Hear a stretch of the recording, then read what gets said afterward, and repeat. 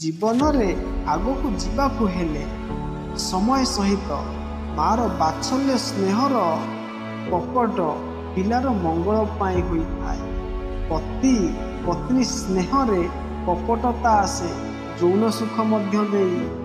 ଜୀବନରେ ବାପା ମାଙ୍କୁ ଛାଡ଼ିଦେଲେ କାହାରିକୁ ମଧ୍ୟ ଅଧିକ ଗୁରୁତ୍ୱ ଦିଅନ୍ତୁ ନାହିଁ, କାହିଁକି ନା ଅନ୍ୟମାନେ ତୁମକୁ ଧୋକା ଦେଇ ପାରନ୍ତି। ବାପା ମା କଦାପି ନୁହେଁ।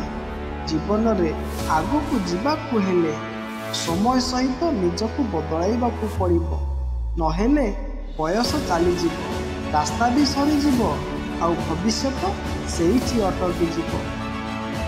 ଆଜିର ଦୁନିଆରେ ମଣିଷକୁ ରିସ୍ପେକ୍ଟ ଦିଆଯାଏ ନାହିଁ, ସ୍ୱାର୍ଥକୁ ରିସ୍ପେକ୍ଟ ଦିଆଯାଇଥାଏ। ଯେତେବେଳେ ସ୍ୱାର୍ଥ ସରିଯିବ ରିସ୍ପେକ୍ଟ ବି ଆଉ ମିଳିବ ନାହିଁ।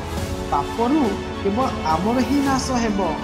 ଭଗବାନଙ୍କର କୃପା ଉପରେ ଭରସା କରି ସବୁ ପାପ ସର୍ବଦା ତ୍ୟାଗ କରିଦିଅ। ପ୍ରେମପୂର୍ବକ ଥରେ ସେ ପ୍ରେମରେ ତାଙ୍କୁ ଡାକିକି ତ ଦେଖିବ ତୁମକୁ କେତେ ଶୀଘ୍ର ଓ କେତେ ଅମୂଲ୍ୟ ପ୍ରେମ ମିଳୁଛି। ସୁଖ ଦୁଃଖକୁ ସମାନ ରୂପରେ ସ୍ୱୀକାର କର, କାରଣ ଦେହଧାରୀ ଆତ୍ମା ଏହି ଜୀବନରେ ଅତିଥି ଅଟେ। ଆମର ସ୍ଥାୟୀ ନିବାସ ସ୍ଥାନ ଭଗବାନଙ୍କର ଚରଣ କମଳରେ। ସବୁ ନାଦ ଆହାତରୁ ସ୍ପଷ୍ଟ। ଜଗତରେ ଆଉ ଏକ ନାଦ ଅଛି ଯାହା ଅନାହତ, ତାହା ଓଁକାର। କିନ୍ତୁ ତାହା ସେହି ସମୟରେ ଉତ୍ପନ୍ନ ହୁଏ ଯେତେବେଳେ ଭିତରେ ସବୁ ସଂଘର୍ଷ ବିରାମ ହୋଇଯାଇଥାଏ।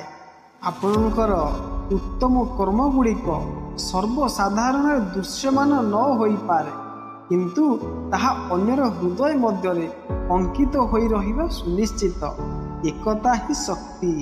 ହାତର ଶୋଭା କଙ୍କଣରେ ନୁହେଁ, ଦାନ ଧର୍ମ କରିବାରେ ମିଳିଥାଏ। ଯେ ନିଶ୍ଚିତ ବସ୍ତୁ ଅପେକ୍ଷା ଅନିଶ୍ଚିତତା ପଛରେ ଗୋଡ଼ାଏ, ସେ ଦୁଇଟି ଯାକ ହରାଇଥାଏ। ଲୋକମାନେ ଟିକିଏ କଥାରେ ଆମ ହାତ ଛାଡ଼ି ଦିଅନ୍ତି, କିନ୍ତୁ ଭଗବାନ ଟିକିଏ ପ୍ରାର୍ଥନାରେ ଆମ ହାତ ଧରି ପକାନ୍ତି। ମନୁଷ୍ୟ କର୍ମାଚରଣ ନ କରି ନିଷ୍କର୍ମତା ବା ଯୋଗନିଷ୍ଠା ପାଇଯାଇପାରେ ନାହିଁ, କି କେବଳ କର୍ମ ତ୍ୟାଗ କରି ସିଦ୍ଧି ପାଇପାରେ ନାହିଁ।